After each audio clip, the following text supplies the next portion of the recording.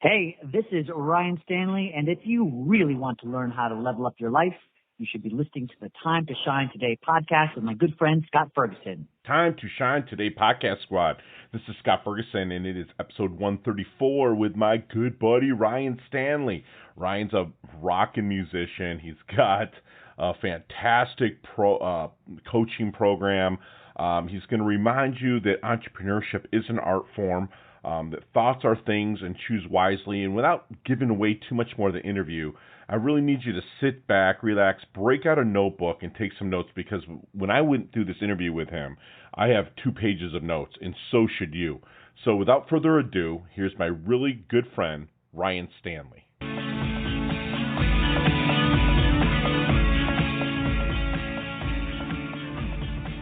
Hey, time to shine today, Varsity Squad. It is Scott Ferguson, and I've got kind of a really good friend now. His name's Ryan Stanley, and he is a person that, entrepreneur. He's going to help you level up. He's helped thousands of other people level up. And again, I mentioned he is a lifelong entrepreneur who is known for his impressively natural ability to connect with, understand, and empower those who are willing to make significant changes in their personal and professional lives. Notice that he says willing to. He wants people to be there, be mindful as he takes them on. We're going to dig into that as well. He is certified through the Institute for Professional Excellence, the IPEC, which is fantastic. And he did that in 2009. He has changed the lives of hundreds of clients from all walks of life. And also, he's an author, published author of his book, Be Patient, Be Present, Be Joyful. The link will be in the show notes to the link to purchase his book. But I'm also going to do a giveaway, which we'll talk about at the end when Ryan talks a little bit about his book. And Ryan, welcome to the squad. If you could introduce yourself, but first, what's your favorite color and why? First, I would say my favorite color is a happy middle, somewhere between blue and purple. Blue, purple, why? All right. I don't really know for sure. It's just something that I think at an early age just kind of stuck out to me, and I wish I had a better answer than just for the. No, man, it's regal. It's royal, bro. That's awesome. Maybe that's it. I love it when I see it. It Ryan's my Jersey guy up there, man. It's fantastic. I love what I do because I get to talk to people. Earlier I was on with someone from Australia, and I got my Jersey East Coast guy here. I love it. So Ryan, let's get to the origins, man, of where you were as an entrepreneur and how you really kind of maybe segued that into really wanting to service and help people through coaching. Yeah, happily. And again, first of all, just let me just share a little bit of gratitude. Scott, thank you for having me. Man. Thanks, Ryan. All week, and appreciate being here. Appreciate you. So yeah, man, I've always been a little bit of a lifelong entrepreneur, to be honest with you. My father was an entrepreneur, sometimes for better, for worse type of a scenario. Right. Some long years, some lean years. But I think at a very early age, I just had the understanding that it was a possibility, and that's kind of what was an option always, to start your own thing and create your own thing.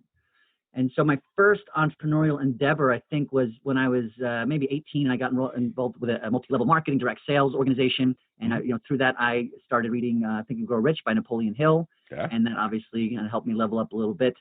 I'm what I call a little bit of an ADD entrepreneur. I'm always working on something. I see entrepreneurialism as an art form.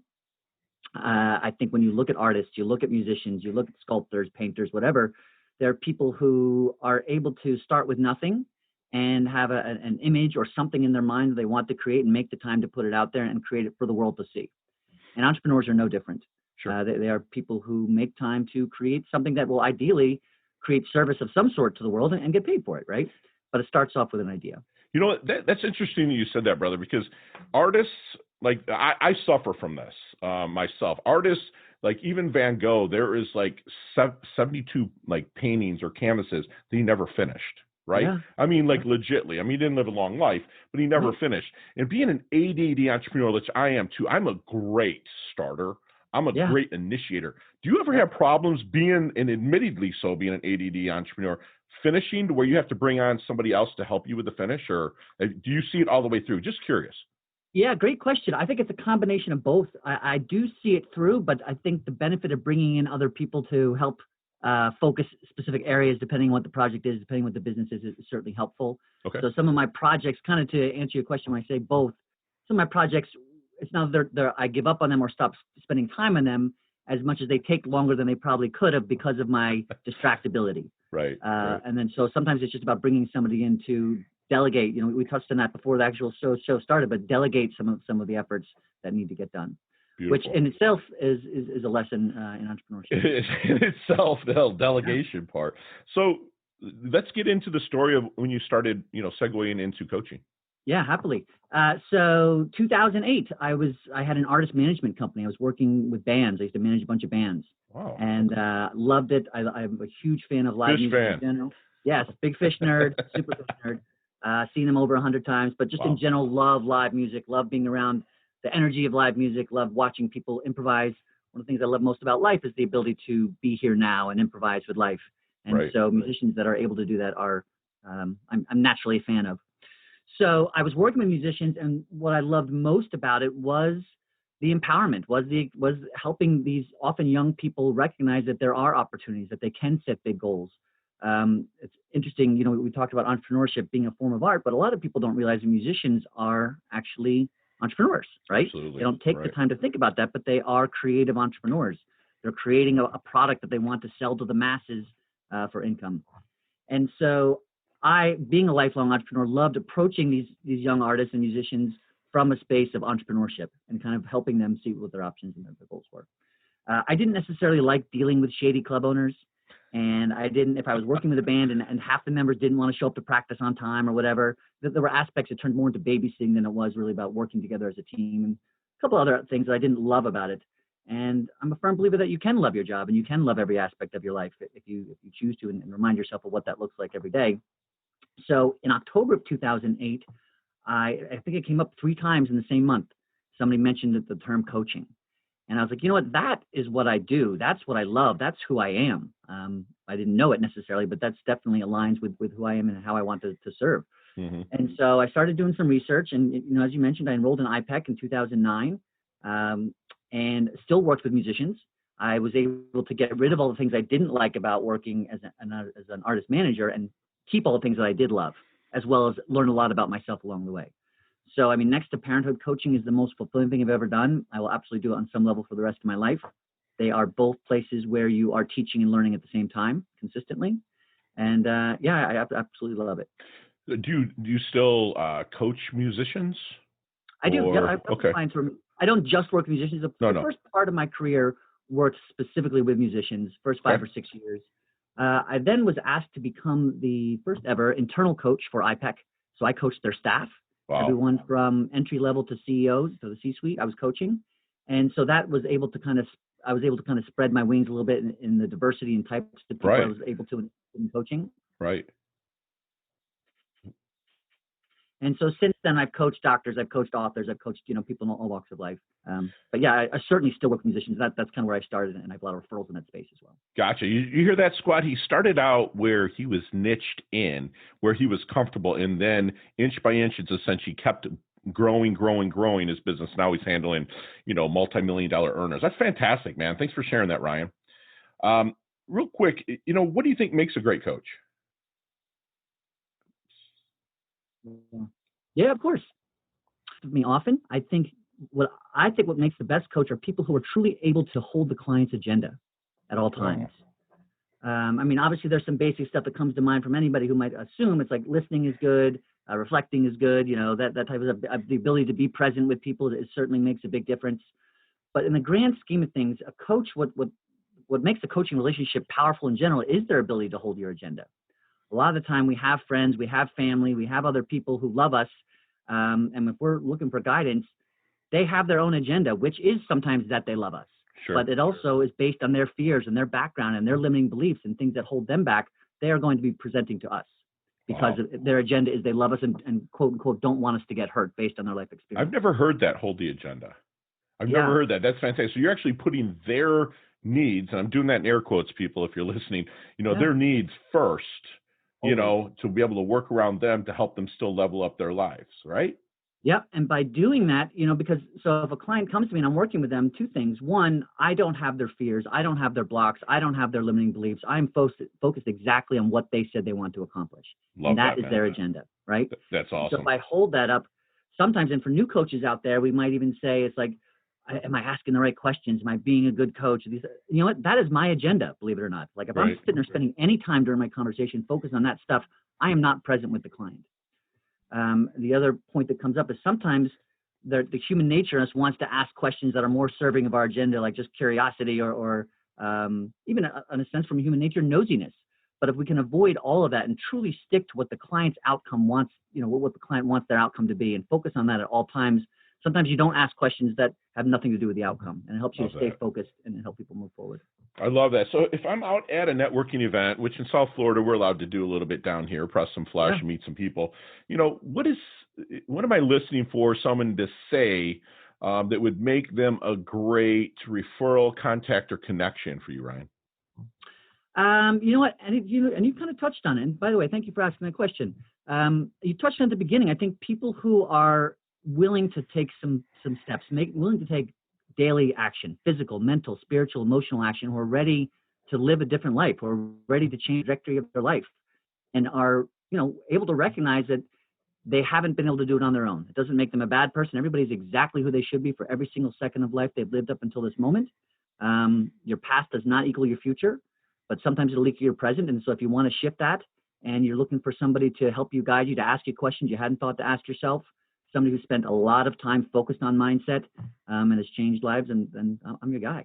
Beautiful. No, I love that. I love your confidence. I love that you put it that way too, that they need to be ready in a sense, to take action mentally, physically, spiritually, etc. So when you're bringing someone on, if you don't mind sharing some of your secret sauce, you're bringing someone on, whether discovery or you've taken them, on as a client, what is some of your secret sauce to helping them find their blind spots?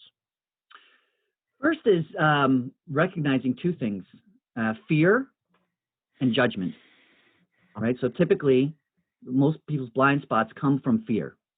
And first, I'll caveat this, not even caveat, I will also say that fear is a liar, just as kind of a point before I forget this. It's really, really important for people to recognize.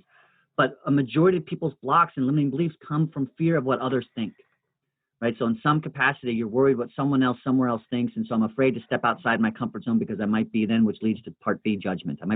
I'll be judged as good or bad. Right. And so when we are at any point concerned about what someone else thinks, it keeps us in a box and keeps us from really being our true self and reaching our greatest levels. That's fantastic that you say that. That's something I resonate. I did a whole podcast on, I was taught by my mentors to live in the duality of life where, one, as long as you're not hurting someone or judging them or demeaning them, don't give a shit what anyone thinks about you at all, as long as you're not hurting anybody. And then that also comes to the duality of serve the most people as you can. That's how, I coach my clients, and I think that's how I love that the blind spot, that the fear, can lead to judgment of themselves. That's fantastic. That's one of the best answers I've ever freaking had of that. So is there any good, when you're bringing somebody in, we'll go back kind of the discovery period. Is there any good, how do I say this?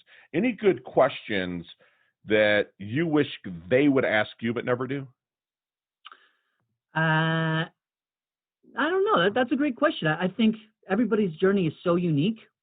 So I can't say that anything comes to mind to answer your question. There's any question they ask me, because the cool thing about being a coach is it's really never, ever about me. Right. In any sense. I literally have, been working as a coach for 10 years. And the amount of times I've had anybody ask me about anything about myself, literally is one hand I could ask. And it's typically, in that case, it's typically after our calls or after our coaching relationship ends and we become friends, then we talk a little bit. So really most people, I think it's what's important for them to ask themselves these questions. Am I ready to change? Am I willing to step up? Do I recognize that I have the ability to be whoever it is that I want to be? Love that. There's a lot of powerful questions in general they can ask. I'd be asking about your fails, man. Send me somewhere you failed forward and be like, how did you get over it? And how are you going to help me? That's just something that, I have coaches and I ask them even now, and I've had one for 5 years. Be like, dude, tell me about that one again, Right. But hey, so let's get in our DeLorean with Marty McFly. You know who that is, right? Back to the Future.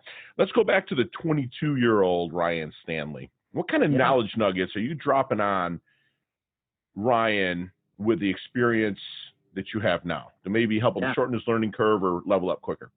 Sure.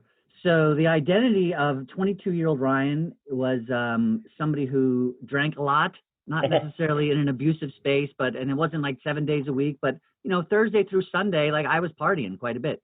I identified as someone who felt like I needed to be the life of the party, or I needed to have other people's approval, or to like me as a person. Like that's what got me going. Like that's who I Wow. wanted to be. I was always a bit of an entrepreneur, so I like building businesses, but really at the end of the day, most of my focuses was around being on other people so I could feel their love in some capacity. It's almost like what you just talked about with people's blind spots, right? It's like the Totally. fear and judgment, right? That's cool. Yeah. So what would you tell them? I would say spend less time on that and more focused on exactly who you want to be for the rest of your life. Love And it. that can change, and it's okay that it changes. But really, if you make more time choosing to be present, choosing to create something that will serve others, and work hard towards that type of an outcome, I promise you, in the end, it'll be worth it. And you'll get there sooner than later. Love that. Love it. And Ryan, we talk a lot about the dash, that little line that's in between your incarnation date and your expiration date. How do you want your dash remembered? How do you, maybe your epitaph or your legacy statement? Yeah. And it's, we touched on my book, but that was part of the reason that I wrote that is as a piece of a legacy. I think I want to be known as somebody who lived on purpose every day and inspired others to do the same.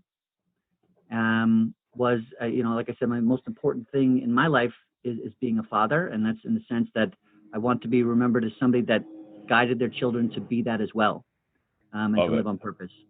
I love it. It's a total go-giver mentality. And you have two boys, I think I read on the website. Yep, 9 and 6. 9 and 6. And the handful. Enough to keep me busy. Yeah. I love it. Love it. Love it. Love it. So, what are 3 things that Ryan can't live without? Oxygen, sunlight, and gravity. Okay. Very good. Hey, I'll take that. That's fine. I'll add chicken wings in there, though. Right. Maybe a little bit of bacon. I'm sorry. I say that intentionally, and I don't want to distract too much, but really just the concept of those. I do think about those 3 things often, like daily, like the sense that when I wake up every single morning, there's oxygen, there's sunlight, there's gravity, just so that I can exist. It's gratitude, baby. There right? You go. And when I recognize that, and I recognize that today is a gift, every single day is a gift, no matter whether it's a global pandemic or not. Like life is happening for me.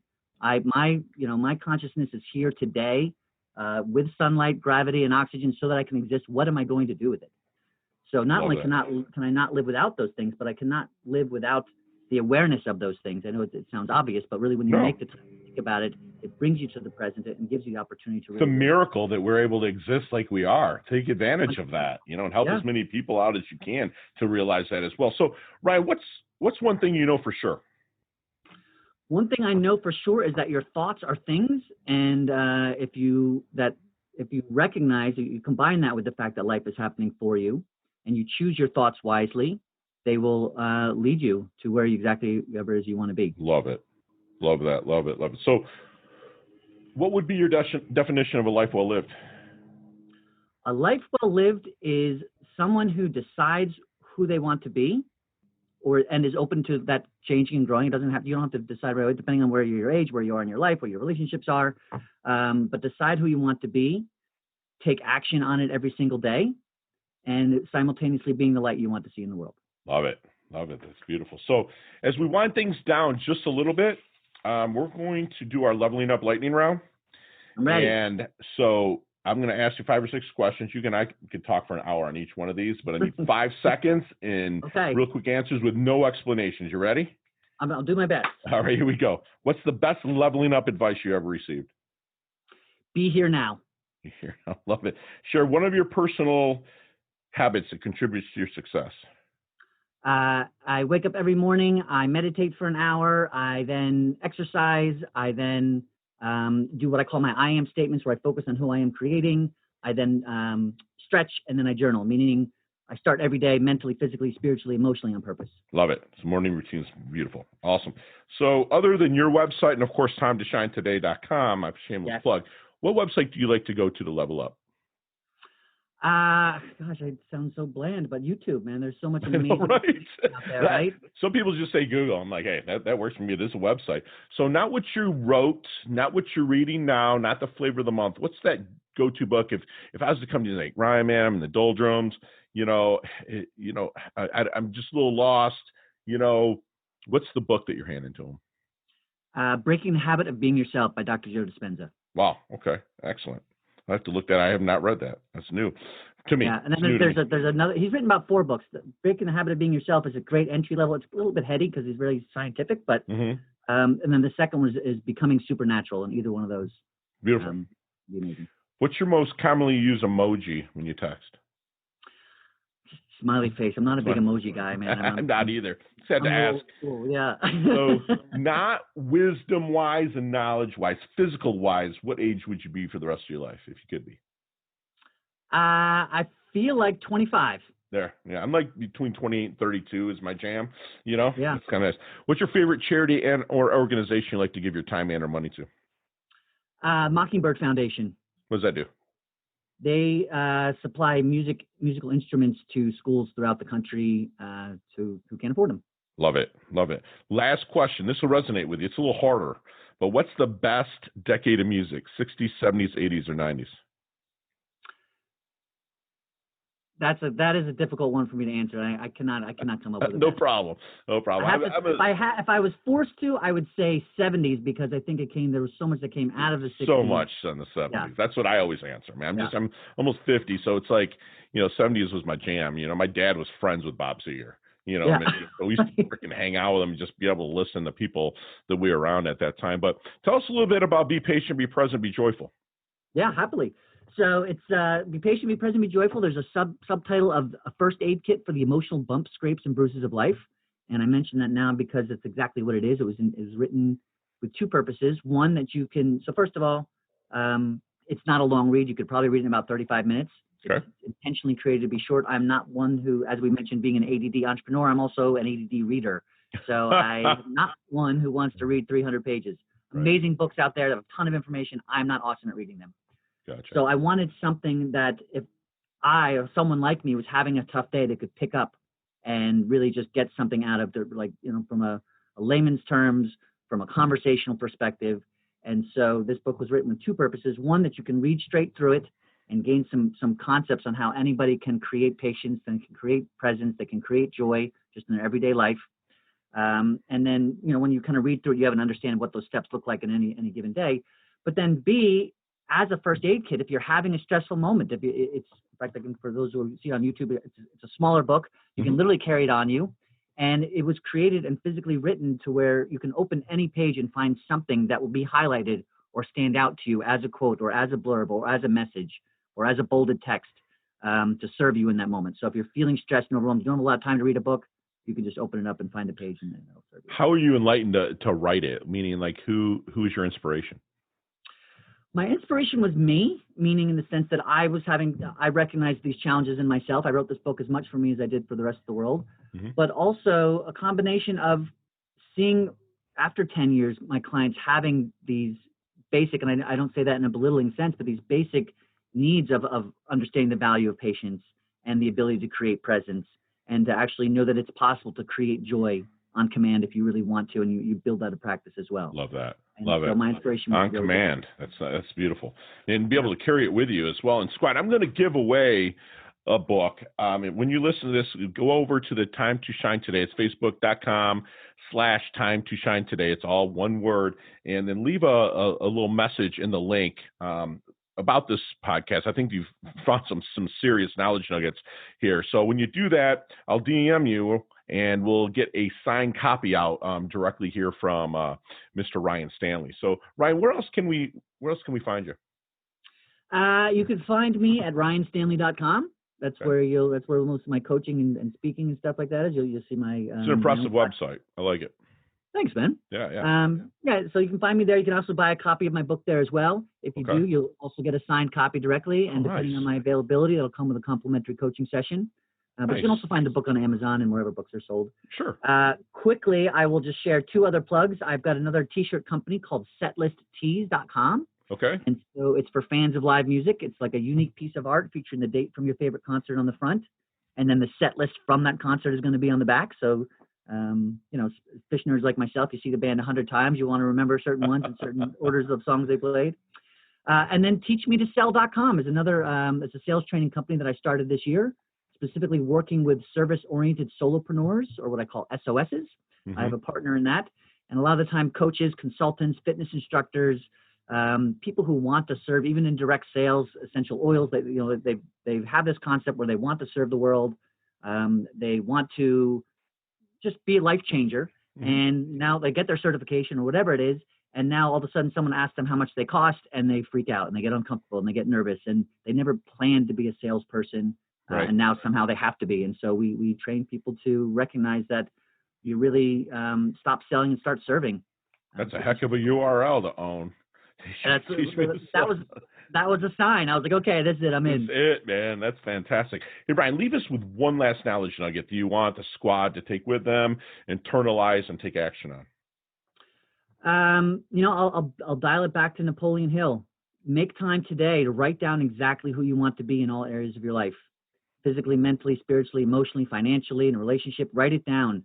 If it takes you an hour, if it takes you 2 hours, I promise you it'll be worth it.